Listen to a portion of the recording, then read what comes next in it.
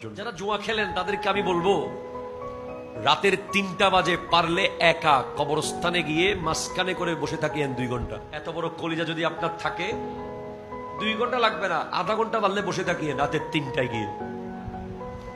মরার পরে থাকতে হবে না? হবে। জান কিভাবে কবজ হবে? কালো কসকসে কাপড় নিয়ে আজরাইল আলাইহিস সালাম জাহান্নামের কালো কালো ফেরেশতাদের বহর নিয়ে আসবে।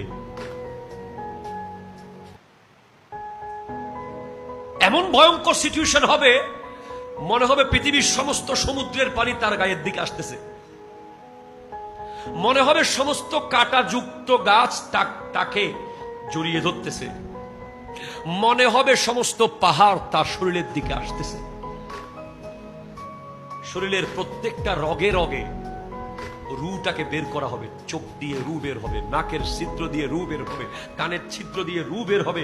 প্লাস দিয়ে টেনে টেনে নখ খুলে ফেললে যেই ব্যথা, এর চেয়ে আরো ভয়ঙ্কর ব্যথা।